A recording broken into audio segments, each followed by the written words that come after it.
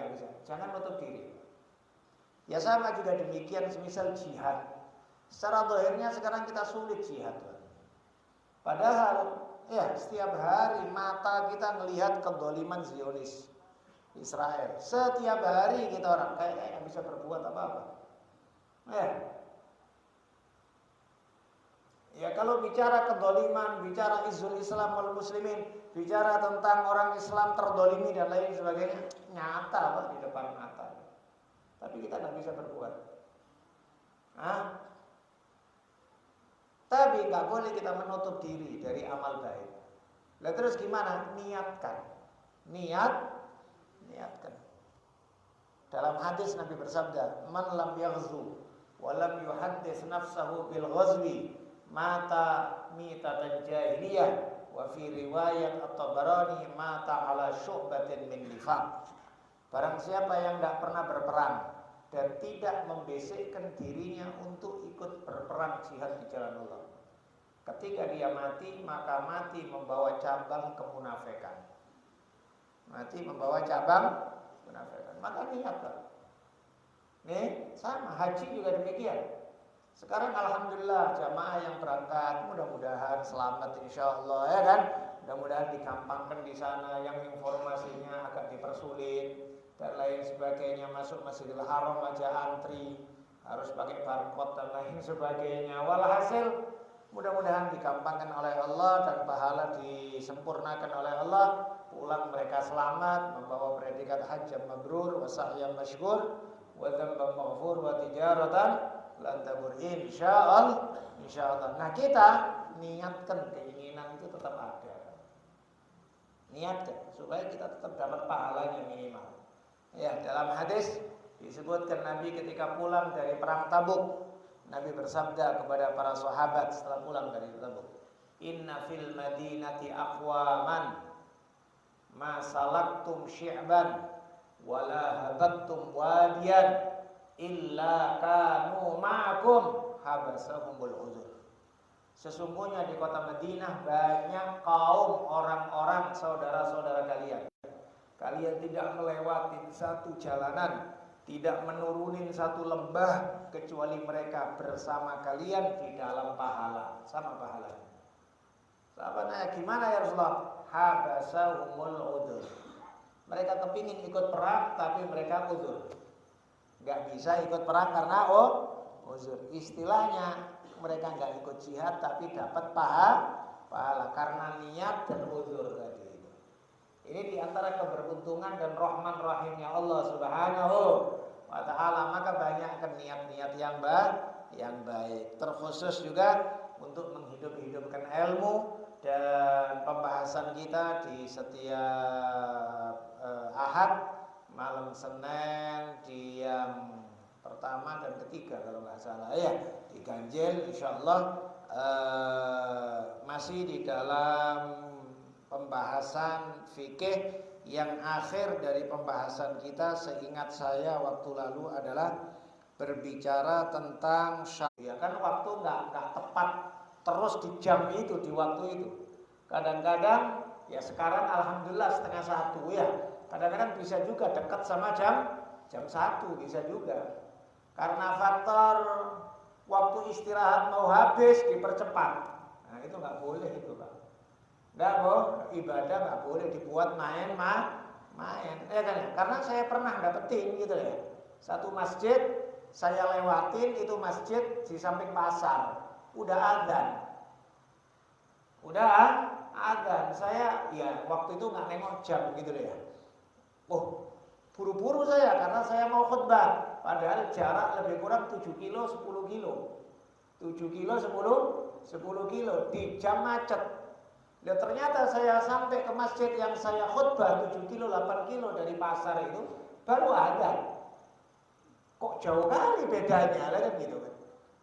Nah, maka kayak gini harus ekstra hati-hati, jangan dibuat main-main. Ini ibadah kepada Allah Subhanahu wa ta'ala, tengok waktunya dengan betul. Kemudian juga di dalam jamaah yang tidak berkurang jumlahnya dari 40 orang, yang mereka adalah ahlul kamal yang dihitung dalam orang Jumatan, yaitu ar-rijal al-ahrar al-mustautinun, Laki-laki merdeka, mustautinun yang mustautin. Mustautin itu yang rumah-rumah. Yang istilahnya pernah kita sampaikan ini pembahasan bahwa orang yang sudah rumah-rumah dan memang niat tinggal di situ sampai mati beranak pinak di situ itu namanya mustautin. Adapun orang yang tinggal di satu tempat tapi niatnya balik kampung, semisal mahasiswa, semisal santri, semisal juga orang kantoran yang dia asalnya mungkin orang Jawa, orang Jakarta, karena faktor kerja tugas di Medan, ya nanti kepinginnya ya balik lagi. Orang kayak gini bukan mustautin tapi mukim. Mukim wajib Jumatan tapi tidak dihitung dalam jumlah 40. Gitu ya. Wa antuqama fi khuttatil balad, dan hendaknya dilakukan di batas kota, artinya masih di dalam kota, bukan keluar dari kota. Maka sebenarnya kalau orang umpamanya mohon maaf, umpamanya orang rame umpamanya, tapi dia berkemah di gunung, nggak boleh Jumatan. Nggak boleh Jumatan. Berkemah di gunung satu sekolahan umpamanya, jumlahnya sampai 200-300, tetap nggak wajib Jumatan. Yang wajib Jumatan itu orang kampung, bukan dia buat sendiri. Maka termasuk juga aneh juga, mohon maaf, kapal laut ada Jumatan. Itu sudah sebetulnya nggak sah ini Jumatan, itu harus duhur itu. Nggak sah Jumatan, karena Jumatan itu harus orang ahlul kamal yang tadi disebutkan, laki-laki merdeka dan mustautin, orang yang rumah-rumah. Dan dilaksanakannya fi khuttatil balad, di dalam batasan kota. Wa antakuna Jumatan wahidah illa idza asrul istima', dan hendaknya Jumat itu cuma satu, kecuali kalau sulit untuk kumpul semuanya.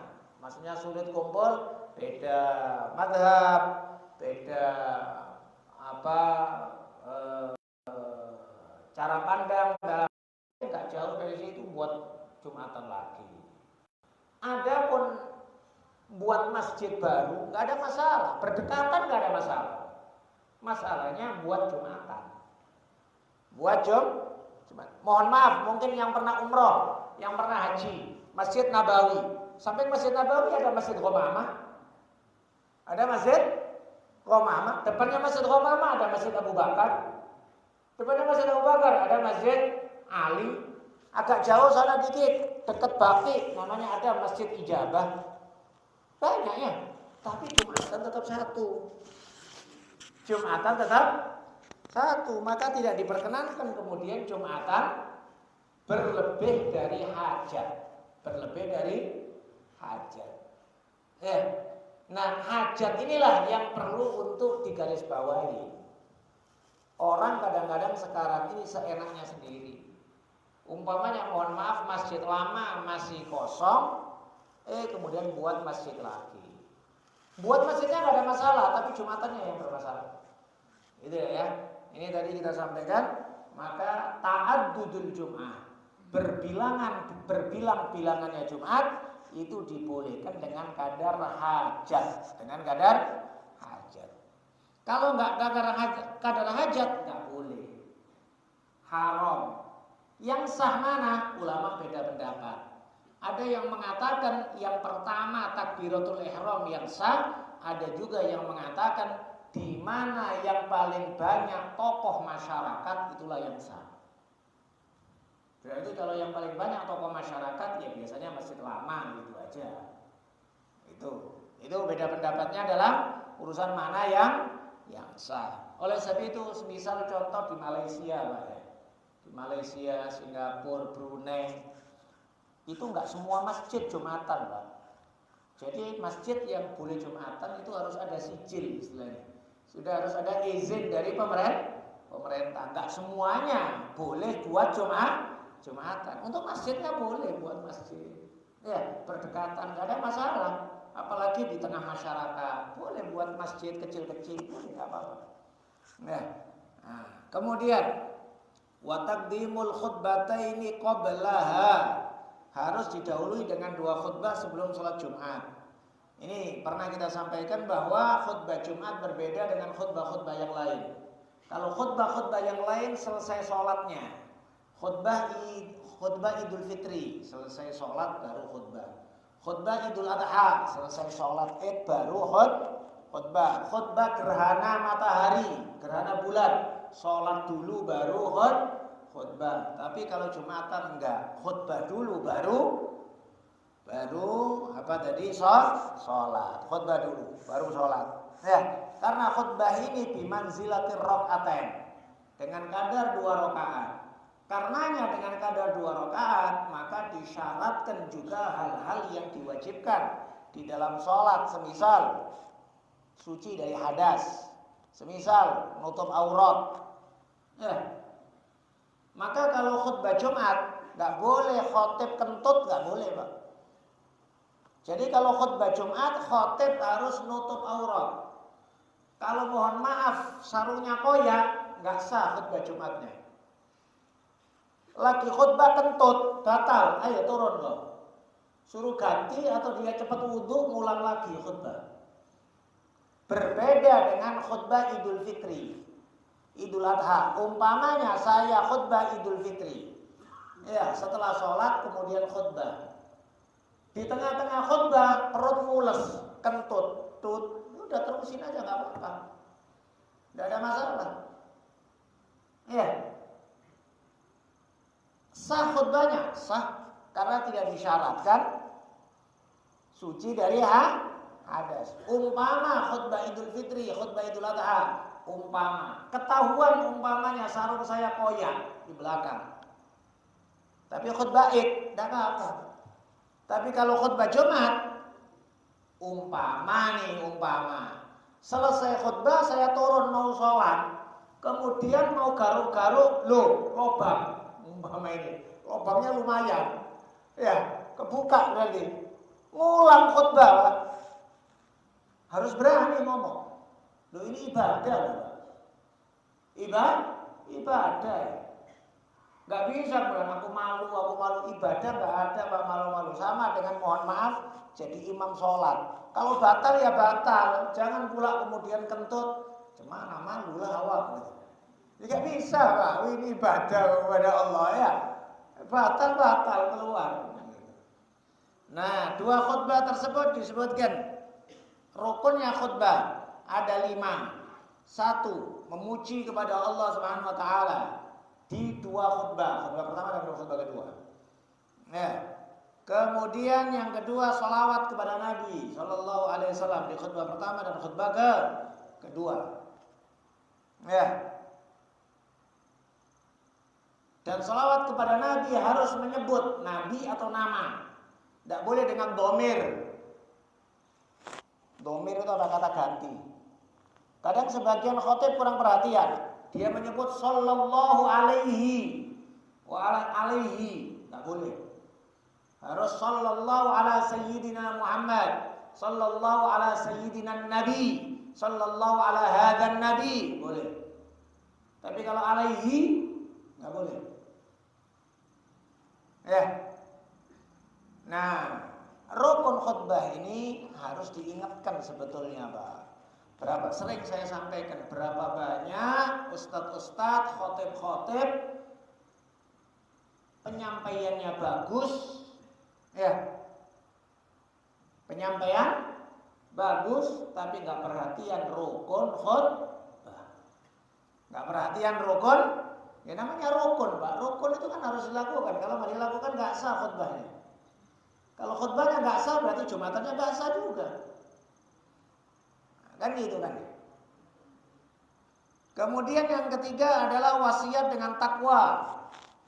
Usikum wa iyaya bitaqwallah. Atau nggak pakai usikum juga boleh. At-taqwa ya ibadallah. Boleh. Ittaqullah. Boleh.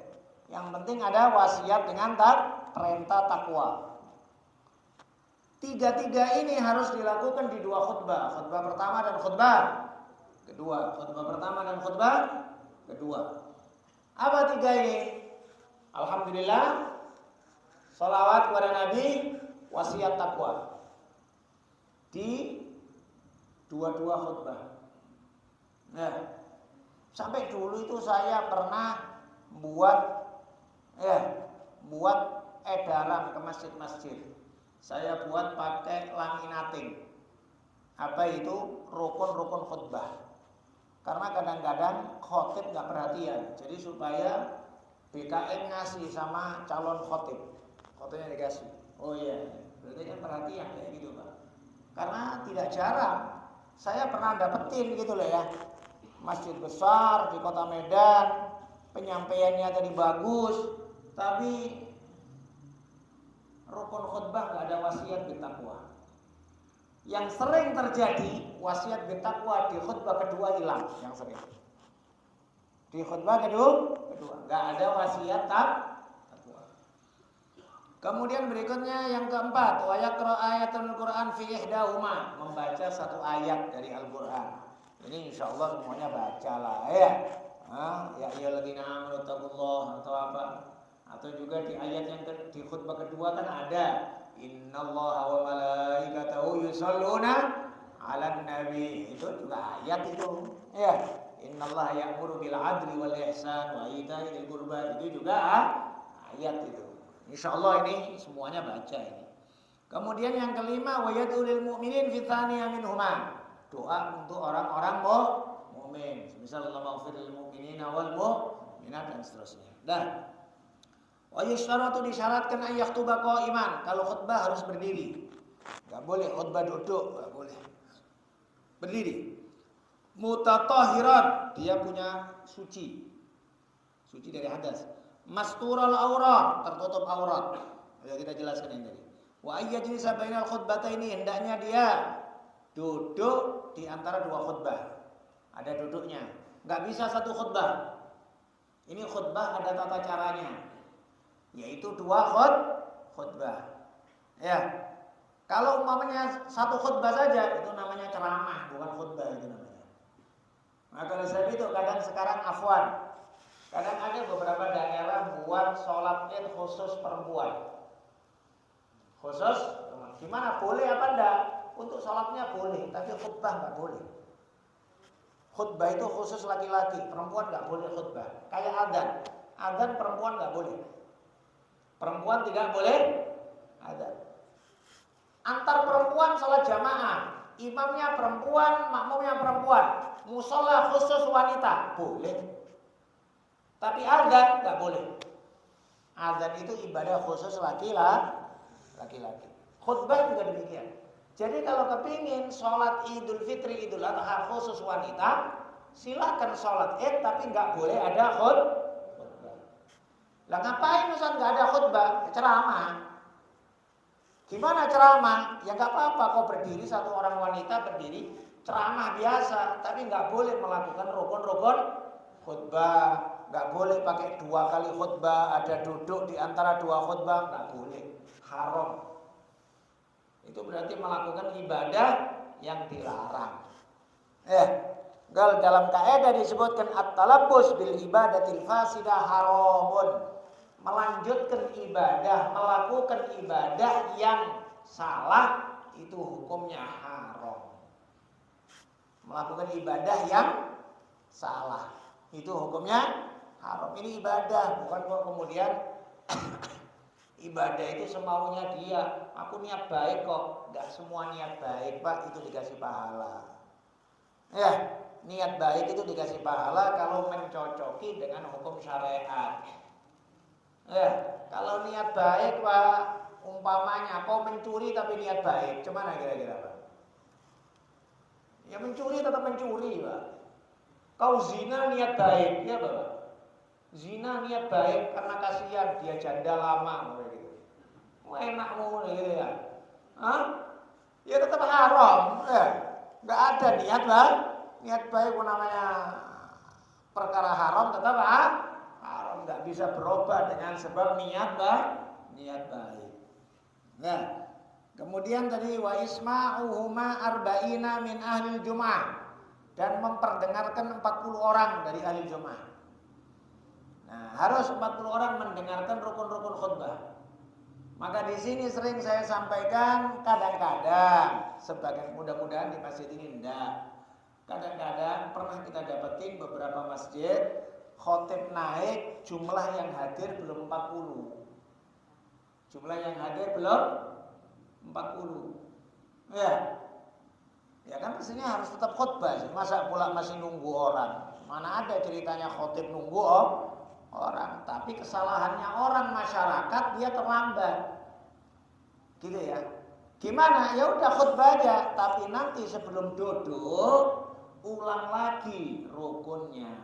Ulang lagi rukun supaya yang mendengar itu 40 lebih.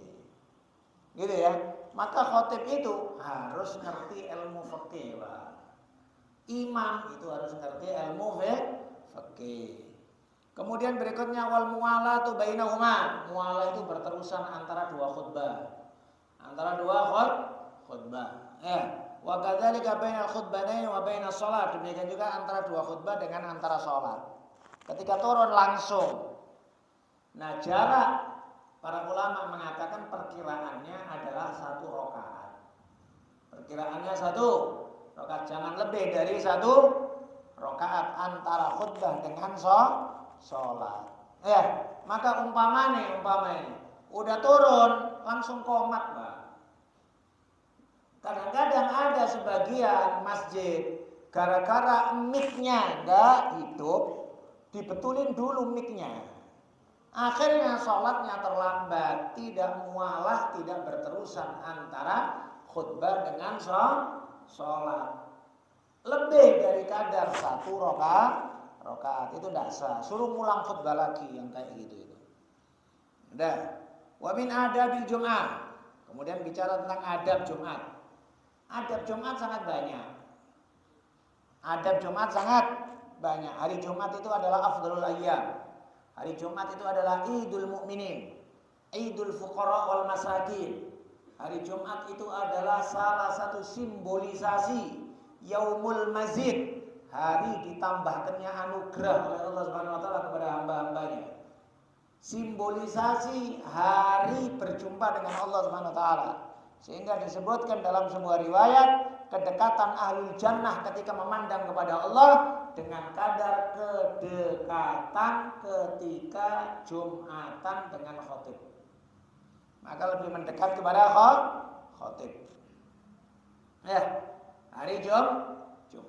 Disebutkan juga dalam riwayat bahwa hari Jumat adalah hari di surga memandang Allah Subhanahu wa taala untuk mayoritas ahlul jannah. Karena semua penduduk ahlul jannah kalau melihat Allah di setiap hari Jumat. Ada yang lebih mulia setiap hari. Ada yang lebih mulia sehari 2 kali, pagi dan sore. Dan lain sebagainya. Min ghairi kaifin walal hisar, tanpa bagaimana, di mana, cemana. Itu enggak bisa dibilang. Karena sifat Allah Subhanahu wa taala laisa kamitslihi syai'un wa huwas samiul basir, lam yalid wa lam yulad wa lam yakul lahu kufuwan ahad. Gak bisa disamakan dengan makhluk, gak bisa disamakan dengan melihat sesuatu. Adapun Nabi mencontohkan sesungguhnya kalian kelak di surga melihat Allah sebagaimana kalian melihat bulan purnama. Itu Nabi mencontohkan penglihatan kita, bukan Nabi mencontohkan Allah kayak bulan purnama. Gitu loh, Pak. Dibedakan ya. Ada hadisnya Nabi, innakum satarawna rabbakum kama tarawnal qamara lailatal badr. Sesungguhnya kalian nanti di surga akan memandang Allah sebagaimana kalian memandang bulan purnama raya di malam purnama raya. Nabi mencontohkan kita memandangnya, bukan Nabi mencontohkan Allah kayak bulan. Kalau difahamin Nabi mencontohkan Allah kayak bulan, salah, berarti menyamakan Allah dengan bulan namanya. Tapi Nabi mencontohkan, mentamfilkan pandangan kita kepada Allah semisal pandangan kita kepada bulan. Artinya apa? La tudhamun, kalian tidak berdesak-desakan. Ketika bulan purnama raya, semua orang memandang, semuanya mendapat kenikmatan dan kelezatan. Jauh, dekat, ya kan? Di loteng, di lantai bawah, di gunung, di pantai, dimanapun. Tidak berdesakan dengan memandang itu. kenikmatannya semua dapetin semuanya. Semisal itu hadis tersebut. Nah, hari Jumat ini adalah bentuk simbolisasi percontohan. Ya, maka banyak sekali adab-adab Jumat. Di antaranya yang disebutkan dan yang terpenting, mandi Jumat. Untuk siapa? Untuk yang akan Jumatan. Berarti kalau nggak akan Jumatan ya nggak sunah mandi lah. Ya, jangan dijawab untuk laki-laki. Kalau laki-lakinya sakit ya nggak Jumatan, Pak. Ya, yang pingin Qila biwujubihi, ada pendapat ulama yang mengatakan mandi Jumat itu wajib. Terkenal ucapan Imam Syafi'i. Imam Syafi'i berkata, "Ightasil lil Jum'ah walau ka'san bidirham." Tetaplah engkau mandi Jumat meskipun harga air satu gelasnya 1 dirham. Artinya jangan tinggalkan. Ya. Dalam hadis Nabi Sahih Bukhari Muslim, "Ghuslul Jum'ah haqqun ala kulli muhtalim." Mandi Jumat itu wajib bagi setiap yang sudah baligh. Sebagian ulama mengartikan wajib dengan nas hadis ini, letternya wajib ya wajib, tapi mayoritas ulama mazhab Syafi'i mengatakan sunnah muakkadah, sunnah yang dikokohkan, jangan ditinggalkan. Ini mandi paling afdol, mandi paling afdol. Ustadz kerja, masuk kantor, ya sebelum berangkat kantor jam 7 udah mandi di rumah, sekalian berangkat kan kantor, mandi Jumat. Jangan ditinggalkan. Sampai para ulama mengatakan demikian penting dan juga sebagian mengatakan wajib, mandi Jumat itu sunnah diqodhoin. Sunnah di gimana sunnah diqodho? Umpama kita nggak mandi Jumat, terus kemudian pulang sore di rumah, kau mandi, niatkan sekalian mandi Jumat qodho. Mandi Jumat qodho. Demikian pentingnya mandi Jumat, supaya kita paham nih. Dari sekarang yang kadang-kadang mungkin terlewatkan mandi Jumat, ya dari sekarang jangan tinggalkan. Kalau ditinggalkan qodhoin. Diqodho. Sore hari mandi, pulang dari kantor maghrib mandi qodhoan. Jadi mandi kayak mandi junub, qodho. Kemudian berikutnya wa ayyubakirul khuruj ilaiha, mempergegas menuju masjid lebih pagi lebih afdol. Lebih pagi lebih afdol. Berkata Imam Ghazali di dalam Ihya Ulumuddin, awwalu bid'atin dhaharat fil Islam tarkut tabkir ilal masjid yaumal jum'ah. Bid'ah pertama yang nampak di dalam Islam adalah meninggalkan berangkat pagi-pagi menuju Jumatan. Itu awal bid'ah. Dan masyhur buat kita hadis Nabi, barang siapa yang pagi-pagi di jam pertama berangkat, ya tak ubahnya semisal menyembelih onta. Di jam kedua semisal menyembelih sapi. Di jam ketiga semisal menyembelih kambing. Di jam keempat semisal menyembelih ayam. Di jam kelima semisal sedekah telur. Telur. Nabi menyebut sampai 5. Jam kelima, jam ketiga. Jam kelima ini bukan jam 5. Nah, para ulama mengatakan hitungan 5 ini gimana? Dan para ulama mengatakan bahwa dimulai dari mulai duha. Dari mulai waktu duha sampai duhur itu dibagi 5. Kira-kira Anda di jam keberapa? Rasanya kalau ditengok kayak gini telur semuanya gitu. Rasanya ya, telur semuanya. Apalagi ya yang terlambat pula udah azan baru berangkat, telur busuk itu Pak. Telur busuk. Ada juga hadisnya Nabi kan, kalau sudah azan ya Tawatil malaikatus suhuf.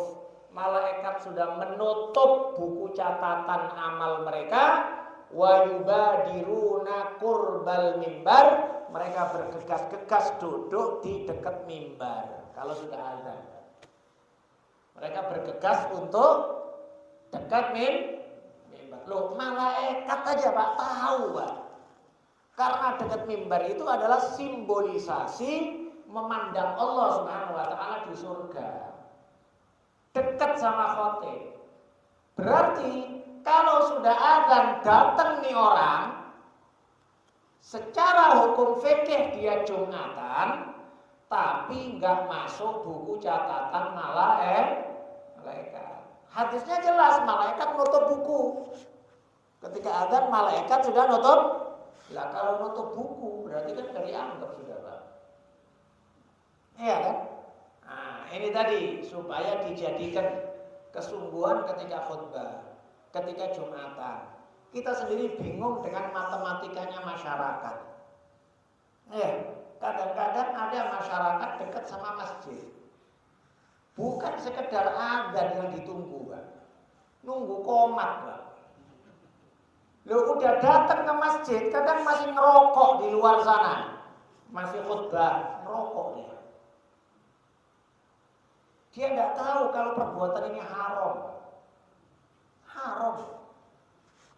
Karena kita diwajibkan untuk mendengarkan khutbah. Wajib dengarkan khutbah. Saya nggak tahu lah apa bahasanya khotib, saya nggak tahu. Yang penting Allah berfirman, fas'au ila dzikrillah wa dzarul bai'. Ya kan? Di akhir surat Jumat, ya ayyuhalladzina amanu idza nudiya lis-salati min yaumil jumu'ati fas'au ila dzikrillah. Bergegas menuju zikrullah, yaitu khutbah. Tinggalkan jual beli. Jangankan Pak ngerokok, Pak. Jangankan ngobrol, Pak. Orang masuk saja sholat sunnah disuruh dipercepat, Pak. Gimana dipercepat, Pak? Gak pakai sunnah-sunnah. Baca Fatihah, gak pakai surat. Rukuk subhana rabbiyal adzim sekali aja. Sujud subhana rabbiyal a'la sekali aja, gak usah pakai 3 kali. Jangan sok-sokan kau khusyuk ketika sholat udah terlambat khusyuk pula. Salah, bodoh ini, bukan khusyuk. Karena saya pernah dapetin gitu deh. Saya lagi khutbah awal dia masuk di depan pula. Udah di depan sholatnya lama sampai selesai khutbah. Langsung saya bilangin, dalam khutbah saya bilang, ya orang hukumnya adalah orang kalau sudah masuk khutbah dimulai harus langsung mempertegas sholat. Jangan dianggap khusyuk, bodoh itu. Jahil. Maka sholat itu harus tahu Pak, gimana tata caranya. Tidak boleh seseorang itu melakukan sesuatu ibadah yang kemudian meninggalkan yang lebih penting. Karena dengarkan khutbah itu wajib. Bahkan tidak jarang Pak. Kadang-kadang mohon maaf di kampung. Kadang-kadang kita orang nengok gitu ya di kampung. Ada orang pakai gamis putih, Pak Haji, pakai serban. Khotib lagi khutbah dia muter tasbih pula. Pikirnya dia khusyuk. Pikirnya ahli zikir, salah Pak. Letakkan itu tasbih. Letakkan semuanya, termasuk mohon maaf buletin. Buletin bagus sarana dakwah, tapi jangan dibaca ketika khutbah. Apalagi HP. Ini lagi khutbah main HP. Lagi khutbah teleponan. Jahil kali Pak masyarakat kayak gini. Maka di sini harus diingatkan. Harus diingatkan ya. Kemudian di antaranya lagi wa yuksira min qiraat suratul kahfi wa minas sholati ala Rasulillah sallallahu alaihi wasallam fi yaumiha wa lailatiha. Memperbanyak baca surat kahfi dan sholawat kepada Nabi. Memperbanyak loh Pak. Memperbanyak itu berapa kali Pak ya? Jangan kan memperbanyak, sekali aja udah untung kali Pak. Sekali baca surat kahfi udah untung. Ini kalimatnya yuksir, memperbanyak. Karena disebutkan kesunahan baca surat kahfi malam Jumat sunnah, pagi sunnah, siang sunnah. Minimal 3 kesunahannya, subhanallah. Dan riwayatnya memang ada, riwayat hadisnya malam hari disunahkan, pagi hari disunahkan, siang hari disunahkan. Berat lah ya. Ya mudah-mudahan, ya kan. Terus memperbanyak sholawat kepada Nabi. Memperbanyak sholawat. Sholawat kepada Nabi di malam Jumat dan hari Jumat memiliki keistimewaan tersendiri. Kapanpun sholawat mulia. Hari kapanpun sholawat pun mulia. Di antara ibadah yang paling dijamin akan diterima oleh Allah Subhanahu wa ta'ala tanpa memandang ikhlas dan ikhlas, ria, karya, gak ada mandang dan itu diterima oleh Allah. Tapi terkhusus malam Jumat dan hari Jumat.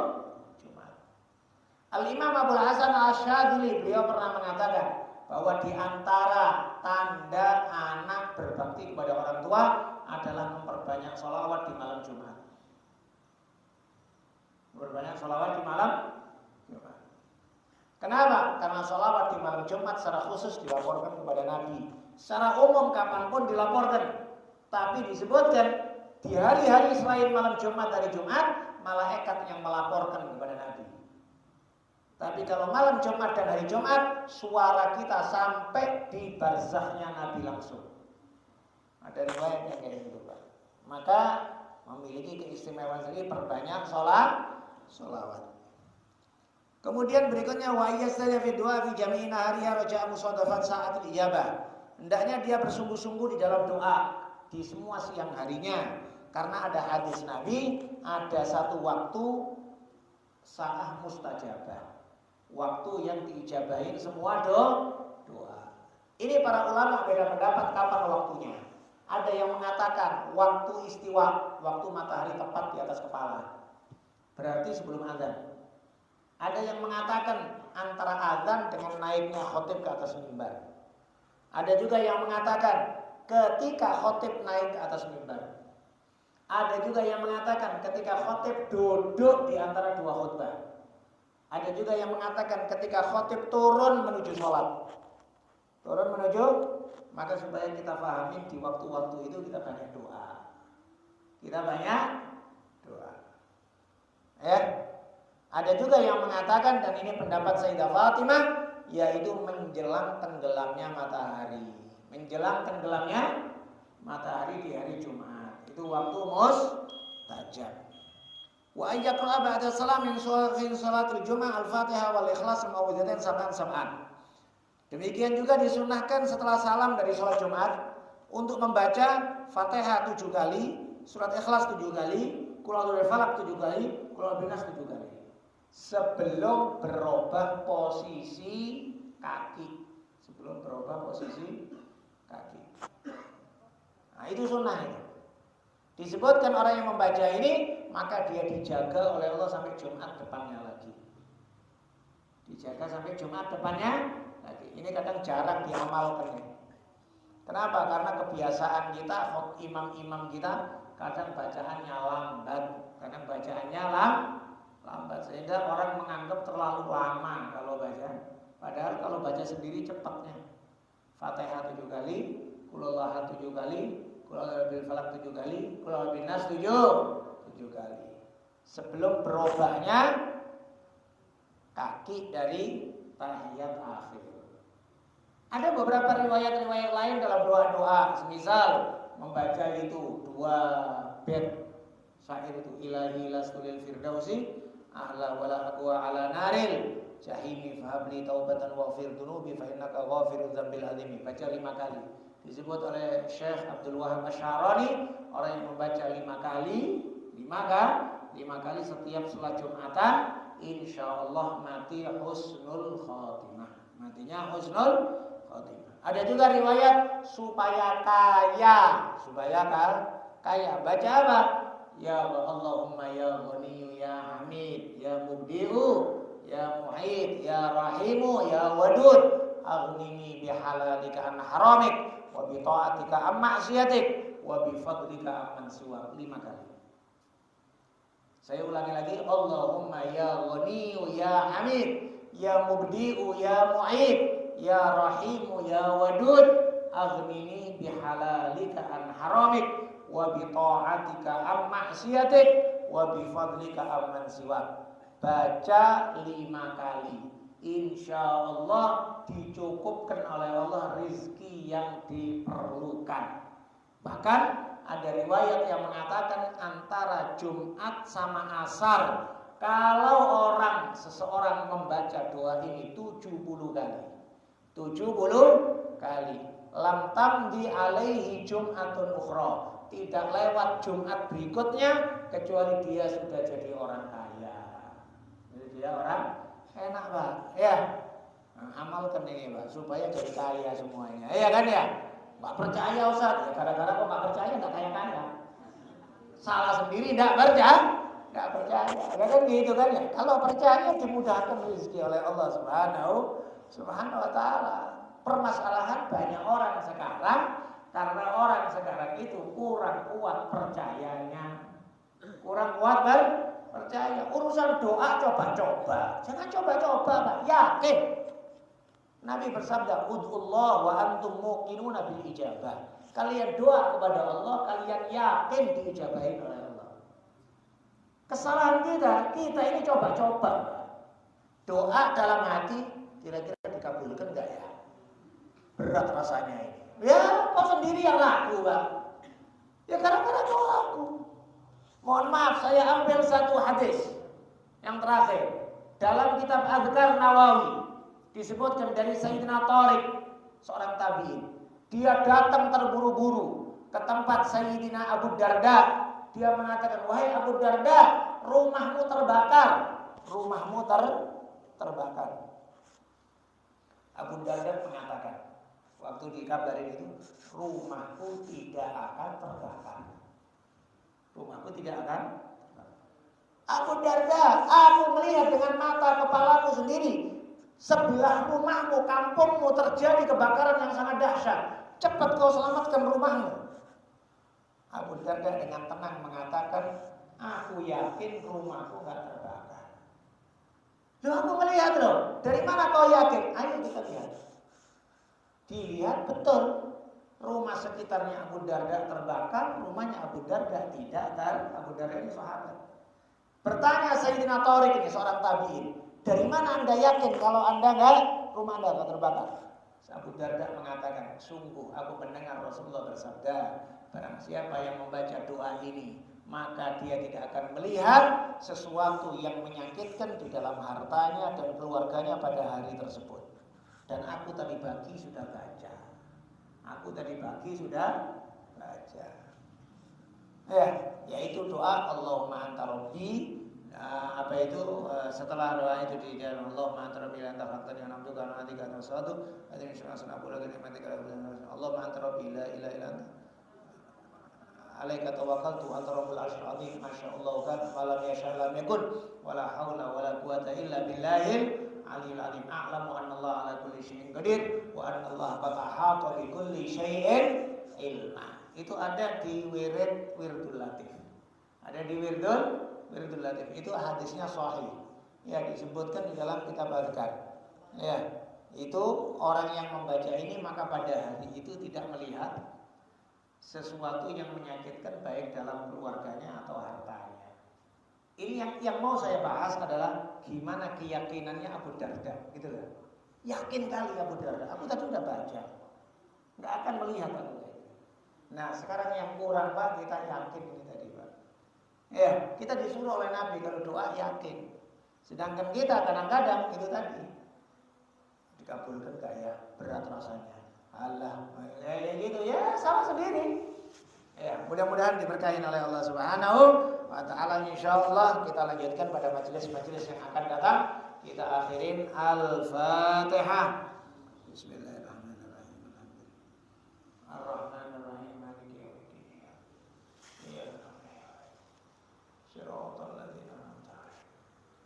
Bismillahirrahmanirrahim. Allahumma shalli wa sallim ala sayyidina Muhammad wa alihi washabbihi ajma'in. Rabbana taqabbal minna innaka antas samiul 'alim wa tub 'alaina innaka antat tawwabur rahim. Allahumma innaka 'afuwwun karim tuhibbul 'afwa fa'fu 'anna. Allahumma zidna 'ilman nafi'a wa 'amalan shalihan mutaqabbalan wa rizqan wasi'an halalan thayyiban mubarakan ربنا هب لنا من أزواجنا وذريتنا قرة أعين واجعلنا للمتقين إماما اللهم اغفر لنا ولوالدينا اللهم اغفر لنا ولوالدينا اللهم اغفر لنا ولوالدينا ولمشايخنا ولأحبابنا ولمن أحسن إلينا ولجميع المسلمين والمسلمات والمؤمنين والمؤمنات ربنا آتنا في الدنيا حسنة في الآخرة حسنة وقنا عذاب النار صلى الله عليه وسلم وآله وسلم والحمد لله رب العالمين. العفو منكم. Assalamualaikum warahmatullahi wabarakatuh.